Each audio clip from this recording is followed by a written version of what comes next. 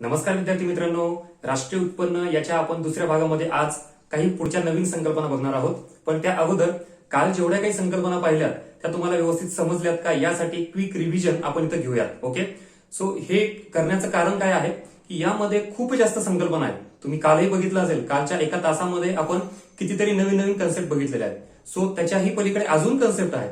मग एकदाच सगळ्या कन्सेप्ट आल्या की आपल्याला कन्फ्युजन व्हायला नको. मग अगोदर पाहिलेल्या व्यवस्थित बाजूला क्लिअर करून ठेवूयात आणि नवीन येणाऱ्या त्याही आपल्याला मग ऑटोमॅटिक समजून येतील. सो इथे मी लिस्ट दिलेली आहे, या काही कन्सेप्ट आहेत आणि त्या इथे खाली काही मेन्शन केलेलं आहे. तुम्हाला आठवत असेल तर आपण या सगळ्या कन्सेप्ट पाहिलेल्या आहेत. अंतिम वस्तू, मध्यवर्ती वस्तू, याला फायनल गुड्स म्हणायचं, याला इंटरमिडिएट गुड्स म्हणायचं, बाजार किंमत काय, घटक किंमत काय, घटक उत्पन्न काय आहे, गैर घटक उत्पन्न काय आहे, या संकल्पना आपण पाहिल्यात. आता याच्या पुढे आपल्याला काय बघायचं बघा, तर भौगोलिक आणि आर्थिक सीमा एक्झॅक्टली काय आहे, त्याला आपण जिओग्राफिकल आणि इकॉनॉमिक बाउंड्रीज म्हणतो. मग हा काय प्रकार आहे. त्याच्यानंतर निवासी आणि गैरनिवासी, रेसिडेंट आणि नॉन रेसिडेंट या व्यक्तीमध्ये काय फरक आहे, कोणाचं उत्पन्न आपण विचारात घेतो. त्याच्यानंतर पुढे घसारा, डेप्रिसिएशन हा काय प्रकार आहे. आणि मग या कन्सेप्ट समजल्यानंतर या कन्सेप्टकडे आपण जाऊया. जीडीपी, जीएनपी, एनडीपी, एनएनपी असा हा आपला आजचा प्रवास असणार आहे. ओके, सो या संकल्पनांचे क्विक रिव्हिजन. मी ज्यावेळेला एखादी संकल्पना सांगितली तुम्हाला ती आठवते का, त्याच्याबद्दलचे कोणते पॉईंट्स तुमच्या लगेच डोक्यामध्ये येतात हे मला सांगा. म्हणजे तुमच्या तिथेच ठरवा. तुम्ही आता वही आणि पेन घेऊन बसा. ओके, आणि मग याच्या आधारावर या गोष्टी तुम्हाला समजून घ्यायच्या, जे ऑलरेडी आपण पाहिलेले आहे. फक्त पूर्ण आतापर्यंत जो टॉपिक शिकलाय का तो या चार्टमध्ये बसवलाय मी. अशा पद्धतीने आपल्याला या सगळ्या गोष्टी व्यवस्थित रिवाइज करून मग पुढे जायचंय. चलो, नंबर 1 अंतिम वस्तू. अंतिम वस्तू म्हणजे काय, फायनल गुड्स म्हणतो आपण. ती म्हणजेच काय, तर अशी वस्तू की ज्या वस्तूवर आता त्याच्या पलीकडे कुठलीही प्रक्रिया होत नाही, त्याच्यावर कुठलाही नवीन व्हॅल्यू एडिशन होत नाही, डायरेक्ट अंतिम उपभोगासाठी वापरली जाते. तिला काय म्हणतो आपण, अंतिम वस्तू, फायनल गुड्स, जी ग्राहकामार्फत उपभोगासाठी वापरली जाते. ठीक आहे. सो मग अशी कोणतीही अंतिम वस्तू जी आपण वापरतोय, फॉर एक्झाम्पल ही पेन असेल, ही वॉच असेल किंवा हे शर्ट असेल, ही अंतिम वस्तू आहे. कारण मी या पेनवर परत काय प्रक्रिया करतोय का आणि परत विकायला काढतोय का, अजिबात नाही. ही मी माझ्यासाठी वापरतोय, उपभोगासाठी म्हणतोय आपण, राईट. त्याला आपण अंतिम वस्तू असं म्हणतोय की जी कोणतीही वापरत असेल ती. ठीक आहे, चलो नेक्स्ट. ही झाली अंतिम वस्तू. मध्यवर्ती वस्तू म्हणजेच, आता मध्यवर्ती वस्तू म्हणजे अशी वस्तू की जिचा वापर काय केला जातो, कच्चा माल म्हणून केला जातो, दुसरी नवीन वस्तू बनवण्यासाठी, राईट. सो काल आपण उदाहरणं पाहिलं वेगवेगळे, साखर असेल, दूध असेल, तेही उदाहरणं पाहिले. एक साधं उदाहरण अजून एक देतो तुम्हाला. ऊस, शेतामध्ये जे काही ऊस पिकवला जातो त्या ऊसाचंच परत रूपांतर कशात केलं जातं, साखरेमध्ये. मग साखर ही डायरेक्ट वापरली जाते आपल्या ग्राहकामार्फत. मग ऊस हा काय झाला, मध्यवर्ती वस्तू झाली. साखर काय झाली, अंतिम वस्तू झाली. असं तुम्ही कुठलंही उदाहरण घेऊ शकता, राईट. सो मध्यवर्ती वस्तू म्हणजेच कच्चा माल असतो, तिचंच रूपांतर दुसऱ्या एका अंतिम वस्तूमध्ये केलं जातं. मग राष्ट्रीय उत्पन्न मोजण्यासाठी आपल्याला अंतिम वस्तूचा विचार घेतला जातो, मध्यवर्ती वस्तूंची किंमत किंवा त्याचं मूल्य विचारात घेतलं जात नाही. कारण या मध्यवर्ती वस्तूचं मूल्य ऑलरेडी कशात असतं, या अंतिम वस्तूमध्ये असतं. आणि मग दुहेरी मोजमाप टाळण्यासाठी आपण केवळ अंतिम वस्तूच विचारात घेतो. कालही मी तुम्हाला हे व्यवस्थित उदाहरणाशी समजून सांगितलेलं आहे. पुढे बाजार किंमत, मार्केट प्राइस म्हणजे काय, अशी वस्तू जी मार्केटमध्ये आलेली आहे, ग्राहकापर्यंत पोहोचलेली आहे, ती वस्तू ग्राहक ज्या किमतीला विकत घेतो तिला आपण बाजार किंमत म्हणतो, मार्केट प्राइस म्हणतो. त्याच्यामध्ये 2 घटक समावेश असतात. कोणते 2 घटक, एक म्हणजे सबसिडीचा घटक आणि दुसरा म्हणजे इनडायरेक्ट टॅक्स, अप्रत्यक्ष कराचा. बरोबर, त्याचाही प्लस मायनस आपण कालच सगळं पाहिलेलं आहे. बाजार किमतीमध्ये या दोघांचा समावेश असतो, किमतींच्या. ठीक आहे. पुढे घटक किंमत, फॅक्टर कॉस्ट. घटक किंमत म्हणजे कोणती किंमत की जी वस्तू अजून ग्राहकापर्यंत पोहोचली नाही, मार्केटमध्ये आलेली नाहीये, तर ती फॅक्टरीमध्येच आहे, त्यालाच आपण फॅक्टर कॉस्ट असं म्हणतो. त्याच्यामध्ये या दोघांचा समावेश नसतो, सबसिडी आणि अप्रत्यक्ष कर. ठीक आहे, तिला आपण घटक किंमत असं म्हणतो. मग ऑब्व्हियसली मला सांगा, घटक किंमत आणि बाजार किंमत याच्यापेक्षा कोणती किंमत ही जास्त असेल. मार्केट प्राइस आणि फॅक्टर कॉस्ट ही नेहमीच जास्त असू शकते किंवा असेल. कोणती, ऑब्व्हियसली कोणती असेल, मार्केट प्राइस असेल, कारण त्याच्यावर टॅक्स लागलेला असतो. जर आपण असं म्हणू की सबसिडीचा फार छोटा भाग आहे, जास्त सबसिडी नाही ठेवता, टॅक्स जर जास्त असेल तर ऑब्व्हियसली ही किंमत, बाजारभावाची किंमत जास्त असेल घटक किमतीपेक्षा. पुढे उत्पन्नामध्ये 2 उत्पन्न पाहिजे आपण, घटक उत्पन्न आणि गैर घटक उत्पन्न. चला, घटक उत्पन्न याचा अर्थ काय, कशाचे घटक, उत्पादनाचे घटक. एकदम पहिला टॉपिक आठवते का तुम्हाला, मी तुम्हाला सांगितलं ते बघा, वस्तू व सेवा उत्पादन करण्यासाठी 4 घटकांची गरज असते. मुख्य 4 घटक कोणते, भूमी, श्रम, भांडवल आणि उद्योजकता. मग या 4 उत्पादन घटकांचा वापर करून जे उत्पन्न मिळतं त्याला काय म्हणायचं, घटक उत्पन्न. म्हणजे साध्या भाषेत सांगायचं तर काम करणे, मेहनत करणे, त्यातून जे उत्पन्न मिळालं त्याला घटक उत्पन्न म्हणायचं. आणि याचा समावेश आपण राष्ट्रीय उत्पन्न मोजताना घेत असतो. गैर घटक उत्पन्न म्हणजेच जे की या घटकांचा वापर न करता मिळालेलं उत्पन्न, काम न करता, मेहनत न करता मिळालेलं उत्पन्न. त्याच्यामध्ये शिष्यवृत्ती येते, त्याच्यामध्ये पेन्शन येते, राईट, त्याच्यामध्ये देणगी येतं, दान येते, बेकारी भत्ता येतो. मग हे सगळं काय आहे? गैर घटक उत्पन्न आहे. अशा पद्धतीनं आपल्याला या सगळ्या संकल्पनांचा एक आढावा घेता आला पाहिजे फास्टमध्ये, जे की तुम्हाला आता कदाचित आठवले असेल. आपण हे सगळ्या गोष्टी डिटेलमध्ये पाहिलेल्या आहेत. याच्या बेसिसवर मला आता इकडे उत्तर द्या. राष्ट्रीय उत्पन्न जर आता आपण ब्रॉड व्ह्यून बघितलं, बर्ड आणि व्ह्यूज म्हणतो त्याला आपण, वरून जर बघितलं तर कोणकोणते पॉईंट्स येतात बघा. 2 भाग केलेले आहेत मी. इकडचा भाग हा राष्ट्रीय उत्पन्न मोजमापामध्ये कन्सिडर केला जातो. हा बघा, मी इथे मेन्शन करतो, मोजमाप या बाबींचं केलं जातं आणि याचा मात्र समावेश नसतो. कोणत्या बाबींचा? या सगळ्या खाली दिलेल्या. मग आता एक एक गोष्ट आपण बघूया. नंबर 1, राष्ट्रीय उत्पन्नामध्ये पहिला पॉईंट, वस्तू व सेवा याचा उत्पादनच विचारात घेतलं जातं. देशामध्ये निर्माण होणाऱ्या अंतिम वस्तू व सेवा त्यांचं काय? पैशातील मूल्य. म्हणजे आपण राष्ट्रीय उत्पन्नामध्ये काय काय विचारात घेतो? तर वस्तू व सेवा.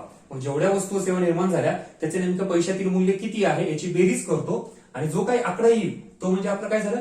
राष्ट्रीय उत्पन्न. राष्ट्रीय उत्पन्नासाठी वस्तू व सेवा महत्वाची आहे, पैशातील मूल्य महत्वाचं आहे आणि अजून एक घटक महत्वाचा आहे तो म्हणजेच ठराविक कालावधी. मग तुम्ही हे जे वस्तू सेवांचं उत्पादन मोजताय ना देशामध्ये निर्माण होणाऱ्या, तर ते किती कालावधीसाठी? 1 वर्ष, 2 वर्ष, 1 महिना, 2 महिने, त्यासाठी एक ठराविक कालावधी असतो एका वर्षाचा. त्या देशातील वर्षाचं जे काही आर्थिक वर्ष असतं देशाचं, सरकारचं, त्या आर्थिक वर्षाच्या कालावधीमध्ये निर्माण झालेल्या वस्तू व सेवांचं बाजार मूल्य म्हणजेच राष्ट्रीय उत्पन्न होय. राष्ट्रीय उत्पन्न डेफिनेशन मध्ये तुमचे 3 घटक आलेच पाहिजे. कोणते 3 घटक? अंतिम वस्तू व सेवा, त्याच्यानंतर दुसरा महत्वाचा घटक म्हणजे हा वाला पैशातील मूल्य, आणि तिसरा म्हणजे ठराविक कालावधी म्हणजे हा त्याचं आर्थिक वर्ष एका वर्षामध्ये. ठीक आहे. सो हे झालं डेफिनेशन. आता मला सांगा, सूक्ष्म आणि समग्र अर्थशास्त्राचा पार्ट बघितला आपण, मायक्रो आणि मॅक्रो इकॉनॉमिक्स. राष्ट्रीय उत्पन्न हे कशात टाकायचं? मायक्रोमध्ये टाकायचं की मॅक्रोमध्ये टाकायचं? सूक्ष्म अर्थशास्त्रात की समग्र अर्थशास्त्रामध्ये? सूक्ष्म अर्थशास्त्र ज्यावेळेला आपण विचार करतो तेव्हा एका व्यक्तीचं उत्पन्न, एका कुटुंबाचं उत्पन्न किंवा एका कंपनीचं उत्पन्न. आता आपण राष्ट्रीय स्तरावर अभ्यास करतोय. देशाचं उत्पन्न म्हणजे देशातील सगळ्या व्यक्तींचं, सगळ्या कंपन्यांचं उत्पन्न मिळून ज्यावेळेला आपण म्हणतो ना देशाचं उत्पन्न, ते राष्ट्रीय उत्पन्न अभ्यास करतोय. म्हणजेच राष्ट्रीय उत्पन्न हा कशाचा भाग आहे? समग्र अर्थशास्त्राचा, स्थूल अर्थशास्त्राचा, मॅक्रो इकॉनॉमिक्सचा. Is that clear? म्हणजे सगळं आठवते का? आपण हे ऑलरेडी पाहिलंय. हे आपण जस्ट क्विक रिव्हिजन करतोय. हे आपण फक्त इथं कीवर्ड्स टाकले, त्याच्यावरून तुम्हाला सगळ्या गोष्टी आठवत आहेत का? चल नेक्स्ट. ही एक प्रवाही संकल्पना आहे.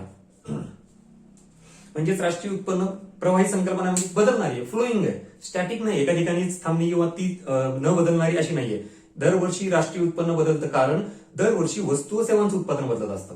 असं आहे का की मागच्या वर्षी जेवढं उत्पादन झालं होतं ते यावर्षी फिक्स तेवढंच होणार आहे, पुढच्या वर्षी तसंच असणार आहे? नाही, नक्कीच ते चेंज होणार आहे. म्हणून वस्तू व सेवांचा प्रवाह जो आहे का त्याच्यावरून राष्ट्रीय उत्पन्न बदलत असतं. म्हणून हिला काय म्हणलं जातं? प्रवाही संकल्पना राष्ट्रीय उत्पन्नाला. ओके. पुढचा पॉइंट, घटक उत्पन्न. आता आपण आताच पाहिलं घटक उत्पन्न. इकडं हे काय असतं? कशाचे घटक? वस्तू व सेवा उत्पादनाचे घटक. कोणते? भूमी, श्रम, भांडवल आणि उद्योजकता. मग या घटकांचा वापर करून मिळणारं उत्पन्न घटक उत्पन्न राष्ट्रीय उत्पन्नामध्ये काउंट केलं जातं. या सगळ्या गोष्टी या बाजूच्या. आता हा भाग असा आहे जो राष्ट्रीय उत्पन्नाच्या मोजमापामध्ये समावेश केला जात नाही. त्याच्यात कोणकोणत्या गोष्टी येतात बघा. नंबर 1, मध्यवर्तीत वस्तूचे मूल्य. कालही पाहिलं आपण मध्यवर्तीत वस्तू काय आहे काय नाही. मग त्या वस्तूंचं मूल्य त्याच्यात विचारात घेतलं जात नाही. कारण जर विचारात घेतलं तर काय होईल? राष्ट्रीय उत्पन्न वाढेल, त्याच वस्तूची दुहेरी मोजमाप केलं जाईल. हा तात्पुरता फुगवटा असेल. राष्ट्रीय उत्पन्न वाढेल ते खरं राष्ट्रीय उत्पन्न वाढलेलं नाही. एकच वस्तू 2 वेळा मोजणं आणि राष्ट्रीय उत्पन्न जास्त दाखवणं हे चुकीचं आहे.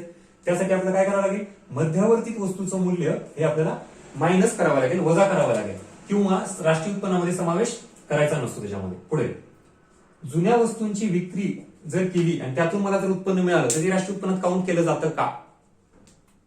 आणि लक्षात घ्या, हे काउंट केलं जात नाही. त्याचं कारण, फॉर एक्झाम्पल माझ्याकडे एखादी बाईक आहे, 2 व्हीलर, मग मी ती विकतोय आता ती विकल्यानंतर मला जे उत्पन्न मिळालं मग ते माझं उत्पन्न झालं. आणि आपण असंच म्हणतो की व्यक्ती, कुटुंब, संस्था यांना मिळालेलं एकूण उत्पन्न देशातील याची बेरीज करतो आपण. मग हे उत्पन्न मला जे मिळालं ते नवीन वस्तू तयार होऊन मिळालेलं आहे का? अजिबात नाही. बघा, ही जी वस्तू आहे जुनी वस्तू ऑलरेडी मागच्या वर्षी काउंट केली होती, निर्माण झालेली. या वर्षी ती नव्याने वस्तू निर्माण झाली आहे का?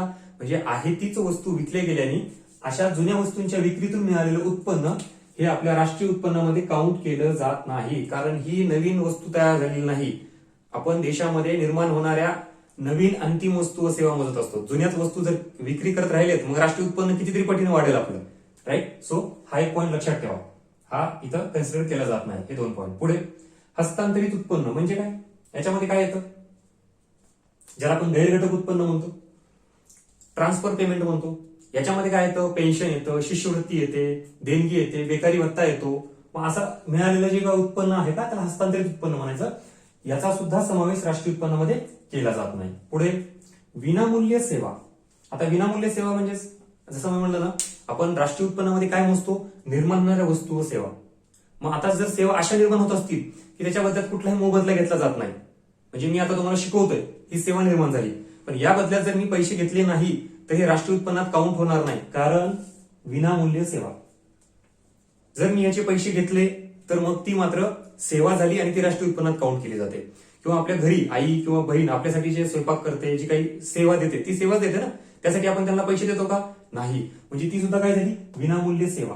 म्हणजेच गृहिणी, घरातले आई वडील, आई जी आहे ताई आपलं काम करत असते ते त्यांनी दिलेली सेवा ही राष्ट्रीय उत्पन्नात काउंट होत नसते. ओके. सो अशा पद्धतीनं ही झाली विनामूल्य सेवा, ही सुद्धा काउंट होत नाही. बेकायदेशीर उत्पन्न. ओके. बेकायदेशीर उत्पन्नामध्ये काय येईल? एखादा समजा दरोडेखोर आहे, चोर आहे, तो चोरी करण्यासाठी, दरोडे टाकण्यासाठी किंवा कोणाचं काय वाईट काम करण्यासाठी जो पैसे घेत असतो त्याला जे काय पैसे मिळतात ते त्याचं उत्पन्न झालं. मग हे राष्ट्रीय उत्पन्नात काउंट करायचंय का? नाही. का? कारण ते कसं मिळालेलं? बेकायदेशीर मिळालेलं उत्पन्न आहे. कुठलंही तुम्ही जे काही आपण म्हणतो ना टेबलाच्या खालून मिळालेलं ब्लॅक मनी असा जो भाग असतो का तो राष्ट्रीय उत्पन्नाचा पार्ट नसतो. हा एक पॉईंट लक्षात घ्या. नेक्स्ट, झीज आणि घसारा याचे मूल्य. आता हे तुम्हाला समजण्यासाठी ही कन्सेप्ट आपल्याला बघायची, घसारा एक्झॅक्टली काय आहे. आणि हे पॉईंट फक्त लक्षात ठेवा की झीज, घसारा जे काही झालेली आहे भांडवली वस्तूंची, लक्षात ठेवा भांडवली वस्तूंची झीज, त्यालाच आपण घसारा म्हणतो. मग ती किती रुपयाची झाली याचं मूल्य विचारात घेऊन ते मूल्य काय करावं लागतं? आपल्याला वजा करावं लागतं. कशातून? राष्ट्रीय उत्पन्नातून. म्हणजेच झीज आणि घसारा याचा मूल्याचा समावेश होतो का राष्ट्रीय उत्पन्नात? होत नाही, ते आपण मायनस करत असतो. मग एक्झॅक्टली ही कन्सेप्ट काय आहे ते आपल्याला पुढे बघायचीच आहे. सो आय होप की तुम्हाला आता फास्ट रिव्हिजन झालंय कालपर्यंतच्या बघितलेल्या गोष्टी. हे करण्यामागचा उद्देश एकच आहे, लक्षात ठेवा. ही चेन आहे, एक साखळी आहे कन्सेप्टची. एक एक एक एक कन्सेप्ट कळाली की तुम्हाला पुढचे कन्सेप्ट उकल होत राहते बघा. म्हणून मागे पाहिलेला कन्सेप्ट आणि आता इथून पुढचा आपला जो प्रवास आहे तो या कन्सेप्टचा आहे. आता आपल्याला ऍक्च्युली जी कन्सेप्ट बघायची आहे ती कोणती आहे माहिती का? ही जीडीपी काय आहे, जीएनपी काय आहे, एनडीपी, एनएनपी, ही कन्सेप्ट पाहायची. पण इकॉनॉमिक्स मध्ये कधीच आपण डायरेक्टली कोणत्याही टॉपिकवर कन्सेप्टवर जाऊ शकत नाही, कारण मी तुम्हाला सुरुवातीला सांगितलं त्या टॉपिकला त्या वेळेला एक छोटी वेगळी कन्सेप्ट असते, ती आपल्याला बघणं गरजेची आहे. या टॉपिकसाठी तुम्हाला काय माहित पाहिजे बघा? भौगोलिक क्षेत्र म्हणजे काय देशाचं, आणि आर्थिक क्षेत्र म्हणजे काय, त्याच्यानंतर निवासी व्यक्ती आणि गैरनिवासी व्यक्ती, आणि पुढे घसारा एक्झॅक्टली काय आहे. 1, 2, 3 कन्सेप्ट जर कळाल्या तर या चारही कन्सेप्ट तुम्हाला लक्षात येतात. हे बघा, म्हणजे मी तुम्हाला एक अशा गोष्टी सांगतोय की कोणत्या कन्सेप्ट आपण सुरुवातीला बघितल्या, आता कोणत्या बघणार आहेत, आणि कोणत्या कन्सेप्टसाठी त्याच्या अगोदर काय माहिती पाहिजे तुम्हाला, ही सगळी लिंकच तुम्हाला कायमस्वरूपी इकॉनॉमिक्सच्या कन्सेप्ट डोक्यात ठेवता येतील. अदरवाईज मग फार कन्फ्युजन होईल. हे आता सांगतोय मी, अजून तरी आपला बराच प्रवास बाकी आहे. ज्यावेळेला आपण अजून सार्वजनिक वित्त, दारिद्र्य जे सुरू करू ना, भरपूर मोठ्या कन्सेप्ट आहेत. आणि मग या सगळ्या कन्सेप्ट एकत्र होऊन कन्फ्युजन होऊन आपल्याला परीक्षेमध्ये 1-2 मार्क चुकतो तिथं. हे न होण्यासाठी आता जेवढ्या कन्सेप्ट झाल्यात व्यवस्थित समजून घ्या. काही डाऊट असेल तर तुम्ही कॉन्टॅक्ट करा, तिथं कम्युनिकेट करा. आपण ऍपमध्ये तशी सुविधा दिलेली आहे, त्या वेळेला डाऊट क्लिअर करत चला. दुसरी एक महत्वाची गोष्ट मला तुम्हाला सांगायची की इतर सब्जेक्ट सारखा पॅटर्न आपल्याला इकॉनॉमिक्स मध्ये थोडा फॉलो करता येणार नाही. तो म्हणजे काय की समजा प्रश्नपत्रिका आधीच्या बघणे किंवा एमसीक्यू सॉल्व्ह करणे.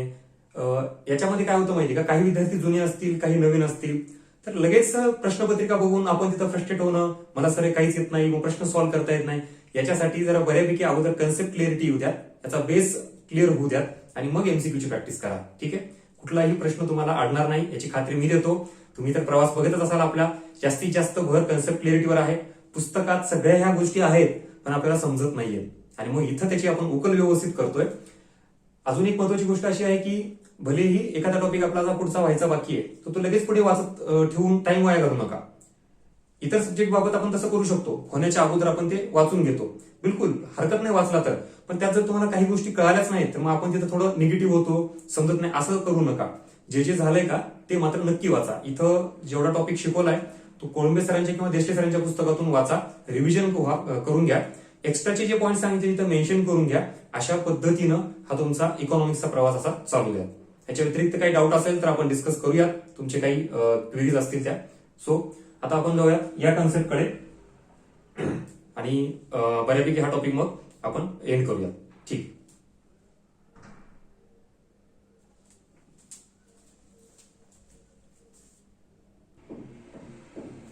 ओके, सो आता आपण निवासी आणि नागरिक ही एक्झॅक्टली काय संकल्पना बघूयात. आता आपल्याला जीडीपी जीएनपी कडे जायचंय. मी आता सांगितलं तुम्हाला, त्या संकल्पना समजून घेण्यासाठी आपल्याला या दोन कन्सेप्ट माहित पाहिजे. दोन म्हणण्यापेक्षा ही जास्त महत्वाची, लक्षात ठेवा. आपल्याला निवासी ही कन्सेप्ट माहिती पाहिजे. मग याच्या तुलनेमध्ये नागरिक ही काय वेगळी आहे ही तर फक्त मी तुम्हाला जस्ट सांगणार आहे. ओके, आणि याच्यानंतर मग जाऊयात आपण की भारताचं जर राष्ट्रीय उत्पन्न मोजायचं असेल तर मग त्याच्यात भौगोलिक सीमेअंतर्गतचं मोजायचं की आर्थिक सीमेअंतर्गतचं मोजायचं. ठीक आहे, सो एक एक पार्ट आपण कव्हर करूयात. Let start. सगळ्यात महत्वाचा पहिला निवासी, रेसिडेंट ही संकल्पना काय आहे आणि आपल्याला ही लागणार आहे ही नाही. ठीक आहे, हे तुम्ही राज्यघटनेमध्ये त्याचा अभ्यास व्यवस्थित डिटेलमध्ये करू शकता. त्याच्या सगळ्या कलम्स, त्याच्यावरच्या घटनादुरुस्ती किंवा आता एनआरसी वगैरे ते ऍक्ट झालेले आहेत, हे सगळं तुम्ही राज्यघटनेमध्ये तिकडे पहा. बघा, निवासी रेसिडेंट याच्याबाबत काय, ही एक इकॉनॉमिक कन्सेप्ट आहे. ठीक आहे, या संकल्पनेमध्ये एखादा व्यक्ती निवासी आहे आपण असं त्याला म्हणतो, त्याला वोटिंग राईट असतो का? या संकल्पनेमध्ये याला वोटिंग राईट नसतो. आणि ह्याच्या एक्झॅक्टली इकडे जर बघितलं तर नागरिक ही संकल्पना काय, एक लिगल कन्सेप्ट आहे, लिगल संकल्पना आहे आणि याला मात्र वोटिंग राईट्स असतो. हा फरक आहे त्यामधला. बघा, मग हा मेन डिफरन्स आपल्या लक्षात आला. आता पुढची त्याची डेफिनेशन बघा काय. आपण निवासी कोणाला म्हणतो, देशातील आर्थिक क्रियामध्ये समावेश असलेला व्यक्ती किंवा संस्था. एखादा व्यक्ती असेल किंवा एखादी कंपनी असेल ती रेसिडेंट म्हणून त्या संकल्पनेत येऊ शकते. कधी? त्यांनी काय केलं पाहिजे, देशामध्ये एका वर्षापेक्षा जास्त वास्तव्य केलं पाहिजे. म्हणजे भारतामध्ये आपण जर म्हणू एखादा व्यक्ती रेसिडेंट आहे त्याला कधी म्हणता येईल, जेव्हा तो एका वर्षापेक्षा जास्त कालावधीसाठी भारतामध्ये राहतोय. आता नुसतं राहणं अपेक्षित आहे का, तर नाही. तर आपल्याला बघा याच्यासोबत इथं म्हणता येईल आपल्याला आर्थिक क्रिया ही करणं खूप गरजेची आहे. नुसतं राहणं अपेक्षित नाही. मग आर्थिक क्रिया म्हणजे इकॉनॉमिक ऍक्टिव्हिटी केली पाहिजे त्यानं. काय, एक तर वस्तू उत्पादन केलं पाहिजे किंवा इन्व्हेस्टमेंट केली पाहिजे, सेव्हिंग केली पाहिजे, असं काहीतरी एखादी ऍक्टिव्हिटी त्याने करणं अपेक्षित आहे, ती एका वर्षाच्या पेक्षा जास्त कालावधीसाठी. इथं नागरिक या संकल्पनेमध्ये देशात आणि परदेशात राहणारे, ह्याच्यामध्ये बघा देशात राहणारे महत्वाचे. देशात राहणारे कोणते व्यक्ती, सर्व, मग ते भारतीय असेल किंवा परकीय व्यक्ती असेल. इथं भारतीय व्यक्ती पण येतो, परकीय व्यक्ती पण येतो. कशामध्ये, निवासी या संकल्पनेमध्ये. नागरिक ज्या वेळेला म्हणतो ना तर तेव्हा फक्त भारतीय हे नागरिक शब्द महत्वाचा आहे. आणि मग भारतीय व्यक्ती कुठे राहणार, एकतर देशात राहत असतील तरीही ते भारतीय नागरिकच आहेत किंवा भारतीय नागरिकच आहेत पण तो राहत कुठे, परदेशामध्ये, तरच आपण एनआरआय वगैरे म्हणतो. भारतीय नागरिक असलेले तिथं तो इकॉनॉमिक ऍक्टिव्हिटीसाठी गेलेला असेल तो प्रकार. ठीक आहे, उदाहरणार्थ रिलायन्स ही एक कंपनी आहे, याची कोण आहेत मालक, अंबानी. मग अंबानी यांनी मुंबईमध्ये एखादे व्यवसाय करू द्यात, आर्थिक क्रिया करू द्यात किंवा युएसए मध्ये आर्थिक क्रिया करू द्यात, ते काय झाले, भारताचे नागरिक आहेत. त्यांनी देशात आर्थिक क्रिया केली आणि परदेशामध्ये केलेली आहे, ते भारतीय नागरिकच राहतील. आता इकडे या, रेसिडेंट ज्या वेळेला असं म्हणतो ना तर आपण आपल्या भारतामध्ये एखाद्या व्यक्तीला रेसिडेंट कधी म्हणू, जेव्हा तो एका वर्षापेक्षा जास्त इथं आर्थिक क्रिया करतोय. मग फक्त भारतीय व्यक्तीच इथं रेसिडेंटमध्ये येत नाहीत, परदेशी व्यक्ती भारतात येऊन, for example BMW he company इथं आली आणि इकॉनॉमिक ऍक्टिव्हिटी करते एकापेक्षा जास्त कालावधीसाठी, याला सुद्धा आपण रेसिडेंट म्हणतोय. आता दोघातला बेसिक डिफरन्स बघा. रेसिडेंट म्हणलं एका वर्षापेक्षा जास्त कालावधीसाठी भारतात राहणारे सर्व व्यक्ती, त्यात कोण आले? भारतीय प्लस परकीय. नागरिकांमध्ये कोण आलं? फक्त भारतीयच. मग ते लॉंग टर्म साठी भारतात राहतील किंवा दुसरीकडे जाऊन परत इकॉनॉमिक ऍक्टिव्हिटी करून वापस येतील. हा पार्ट झाला या दोघातला बेसिक डिफरन्स. आता आपण ही संकल्पना पूर्ण इथं मोडून टाकूया. याचा आणि आपला इथं काही संबंध नाही. आपला संबंध आहे पूर्णतः निवासी या संकल्पनेसोबत. जसं मी म्हटलं की देशात म्हणजे भारतात राहणारे सर्व कोण? भारतीय प्लस परकीय, हे रेसिडेंट झाला भारताचा. तसंच आपला एखादा व्यक्ती जर अमेरिकेत गेला आणि एका वर्षापेक्षा जास्त ऍक्टिव्हिटी त्याने तिथे केली कालावधीसाठी, तर तो काय झाला? अमेरिकेचा रेसिडेंट. ठीक आहे, लक्षात घ्या. आता आपल्याला याच्यावरून काय करायचं माहिती का? तर भारतात राहणारे भारतीय व्यक्ती आणि परकीय व्यक्ती या दोघांच्याही इकॉनॉमिक ऍक्टिव्हिटी बघायच्या. आणि मग राष्ट्रीय उत्पन्नामध्ये त्यात जे जीडीपी आहे, जीएनपी आहे, कोणाचं उत्पन्न जीडीपी मध्ये टाकायचं आणि कोणाचं उत्पन्न जीएनपी मध्ये टाकायचं हे तुम्हाला लक्षात येईल. ओके, सो निवासी संकल्पना म्हटलं की एकच पॉइंट, भारतीय प्लस परकीय व्यक्ती भारतात वास्तव करणारे, काहीतरी उद्योग व्यवसाय करणारे एका वर्षापेक्षा जास्त कालावधीसाठी. चलो आता या साईडला जर भारताचं राष्ट्रीय उत्पन्न मोजायचं असेल, राष्ट्रीय उत्पन्न म्हणजेच वस्तू व सेवा निर्माण होणं. कोणी वस्तू व सेवा निर्माण केल्यात? आता रेसिडेंटनी, निवासी व्यक्तीनी. निवासी व्यक्तीमध्ये कोण येतो? भारतीय व्यक्ती प्लस परकीय व्यक्ती येतो. राईट. सो आता आपण राष्ट्रीय उत्पन्न मोजतो, मग त्याच्यामध्ये ज्या काही वस्तू व सेवा निर्माण झाल्या त्या आपल्याला बघायच्या. भारत हा शब्द आहे याच्यामुळे इथं 2 पॉइंट येतील. एक म्हणजेच भारताच्या भौगोलिक सीमेअंतर्गत निर्माण झालेल्या वस्तू व सेवा. भारताच्या भौगोलिक सीमेअंतर्गत जेवढी काही इकॉनॉमिक ऍक्टिव्हिटी होईल त्यातून मिळालेलं उत्पन्न तर आपण देशांतर्गत उत्पन्न म्हणतो. याच्या पलीकडे ज्यावेळेला आपण असं म्हणतो की भारताच्या सीमेच्या बाहेरून मिळणारं उत्पन्न, मग ते निर्याती मार्फत असेल किंवा आपला एखादा भारतीय व्यक्ती दुसऱ्या देशात असेल, तो तिकडून पाठवत असलेला पैसा असेल. ओके, सो याला काय म्हणू आपण? देशाच्या बाहेरून मिळणारं उत्पन्न, पण ते सुद्धा भारताचंच आहे म्हणून त्याला राष्ट्रीय उत्पन्न म्हणतो. त्याला आपण देशांतर्गत उत्पन्न आणि याला राष्ट्रीय उत्पन्न. आता बघा, भौगोलिक सीमा ही म्हणजे कशी ठरवायची? एक म्हणजे जमीन, त्याच्यानंतर पाणी आणि हवा याच्यानुसार ठरवली जाते. लँड, वॉटर आणि एअर. जिथपर्यंत आपली भौगोलिक सीमा म्हणजे जमीन आहे ती भारताची सीमा झाली. जिथपर्यंत आपलं पाणी आहे आंतरराष्ट्रीय युरोच्या ज्या काही अग्रीमेंटनुसार ठरलेलं असतं बघा, त्याच्यामध्ये 3 पॉइंट आहेत या पाण्याबाबत. एक म्हणजेच काय? 12 नॉटिकल मैल, त्याच्यानंतर 24 नॉटिकल मैल असे टप्पे आहेत आणि शेवटचा आहे 200 नॉटिकल मैल. बरोबर, तर आपण एक्सक्लुझिव्ह इकॉनॉमिक झोन असं म्हणतो. मग त्या एक्सक्लुझिव्ह इकॉनॉमिक झोन पर्यंत आपण इकॉनॉमिक ऍक्टिव्हिटी करू शकतो. त्यातही बरेच रिस्ट्रिक्शन्स आहेत. तुम्हाला भूगोलामध्ये असेल बघा ते सगळं, की हे इथून जी आंतरराष्ट्रीय सीमा लागते, आपण म्हणतो की पाण्याचं बाउंड्री तिथं संपली, तिथून पुढे इंटरनॅशनल वॉटर सुरू होतं, तर ती ही सीमा आहे. 12 नॉटिकल, 24 नॉटिकल आणि 200 नॉटिकल मैल. ठीक आहे, त्या 200 नॉटिकल मैल्सच्या आतपर्यंत ही आपली इथं पाण्याची बॉर्डर झाली. आणि हवेचे सुद्धा तेच सेम, की जसं आपलं ठरलेलं असतं की जिथपर्यंत आपण म्हणतो की दुसऱ्या एखाद्या देशाचं विमान आपल्या हद्दीत आलं किंवा आपलं एखादं विमान दुसऱ्या देशाच्या हद्दीत गेलं, तर ही सगळी बाउंड्री आहे. तिला काय म्हणायचं? भौगोलिक सीमा, जिओग्राफिकल बाउंड्री. या जिओग्राफिकल बाउंड्रीच्या अंतर्गत जेवढं काही आपल्याला उत्पन्न मिळतं त्याला काय म्हणायचं? देशांतर्गत उत्पन्न. शब्द नीट लक्षात ठेवा, पुढे कामाला येणार आहे. आपण जीडीपी आणि जीएनपी कडे जातोय, त्याच्यासाठी हे सगळं बॅकग्राऊंड लागणार आहे. ओके, सो आय होप की तुम्हाला ही बाजू कळाली आहे. भौगोलिक सीमा म्हणजेच काय? देशांतर्गत हे सगळ्या गोष्टी, आणि या सगळ्या सीमा अंतर्गत जेवढं काही आपल्याला उत्पन्न मिळतं त्याला काय म्हणायचं? देशांतर्गत उत्पन्न. मग भारताला फक्त याच बाजूनी उत्पन्न मिळतं का? देशाच्या बाहेर उत्पन्न मिळतच नाही. जसं की फॉर एक्झाम्पल, आपल्या एखाद्या देशातील कंपनीचं विमान दुसऱ्या देशामध्ये जाऊन सर्व्हिस देऊन परत येतं, त्याचं उत्पन्न मिळतं ना. पण ते उत्पन्न कोणाला? भारतीय कंपनीलाच मिळालं ना, म्हणजे ते भारताचं उत्पन्न झालं. त्याच्यानंतर आपलं जहाज आंतरराष्ट्रीय बॉर्डर जी आहे क्रॉस करून जातं समुद्रामध्ये, परत वापस आल्यानंतर त्यालाही त्या सेवेमध्ये जे काही पैसे मिळाले उत्पन्न तेही भारतीय कंपनीचं झालं. परत दूतावास असेल, एम्बेसी ज्याला म्हणतो आपण, आपली एम्बेसी दुसऱ्या देशामध्ये आहे तिथं सेवा पुरवती, ते झालं. आणि सगळ्यात महत्त्वाचं उदाहरण द्यायचं म्हणलं तर भारतीय कंपनी. समजा एखादी भारतीय कंपनी आहे, मग ती रिलायन्स घ्या, टाटा घ्या, ही अमेरिकेमध्ये एखादी ब्रँच ओपन करते. आता अमेरिकेमध्ये म्हणजेच युएसए मध्ये जी ब्रँच ओपन केली तिथून जे काही त्याला उत्पन्न मिळालं ते भारतातच येणार आहे, भारतीयांनी कमवलेलं उत्पन्न आहे.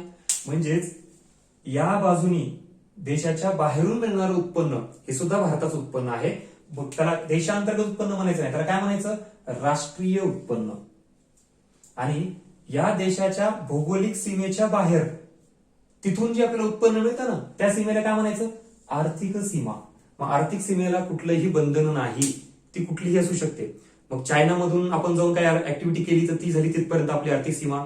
अमेरिका, जपान म्हणजे पूर्ण जगभर ही आपण आर्थिक सीमा आपली निर्माण करू शकतो. सो ही आहे ब्रॉड कन्सेप्ट इकॉनॉमिक बाउंड्री आणि ही आहे नॅरो कन्सेप्ट जिओग्राफिकल बाउंड्री. ही फक्त भौगोलिक सीमा त्या देशाच्या तिथपर्यंत मर्यादित राहते. ही मात्र जागतिक स्तरावर कुठेही जर आपण जाऊन आर्थिक व्यवहार केला तर तिथपर्यंत ही सीमा एक्सटेंड होते. आलं लक्षात? सो अशा पद्धतीनं आपल्याला राष्ट्रीय उत्पन्न मोजायचंय भारताचं. मग देशांतर्गत म्हणलं की आता बघा ही परत मी तिथं डायग्राम काढणार नाहीये. आता तिथं तुम्हाला मी डायरेक्ट जीडीपी आणि जीएनपी वर नेईल. मग तुम्हाला देशांतर्गत शब्द आठवला की हे सगळं आठवलं पाहिजे. आणि ज्या वेळेला राष्ट्रीय हा शब्द आला का उत्पन्नाचा, मग राष्ट्रीय म्हणजेच काय? याच्या बाहेर भौगोलिक सीमेच्या बाहेरून जे काही भारताला उत्पन्न मिळालं त्याला आपण काय म्हणतो? राष्ट्रीय उत्पन्न. सो अशा पद्धतीनं आता आपण जीडीपी आणि जीएनपी एक्झॅक्टली काय आहेत ते समजून घ्या. आता जेवढ्या काही गोष्टी बघितल्या नीट लक्षात घ्या. आता आपण या दोन्हीसाठी लागणारी एक महत्वाची गोष्ट बघितली, रेसिडेंट, निवासी. निवासी संकल्पना म्हणजेच काय? तर देशामध्ये एका वर्षापेक्षा जास्त कालावधीसाठी राहणारे परकीय व्यक्ती, भारतात ते तर राहणारच भारतात, बरोबर? तर परकीय व्यक्ती जे भारतात येतात मग तेही त्या ऍक्टिव्हिटी करतात, वस्तू सेवा निर्माण करतात. मग आपल्याला असा प्रश्न पडतो की त्यांच्या वस्तू सेवांचा इथे विचारात घ्यायचंय का? तर घ्यायच्या, कारण ते निवासी कन्सेप्ट मध्ये येतात. मग असे निवासी व्यक्ती यांनी कमवलेलं उत्पन्न हे आपल्याला राष्ट्रीय उत्पन्नात काउंट करायचंय. याच्यासोबत देशाच्या बाहेरून आलेलं उत्पन्न तेही आपल्याला काउंट करायचंय. आणि मग याच्यावरून संकल्पना पडलेल्या आहेत जीडीपी, जीएनपी. सो आपण त्या पाहूयात.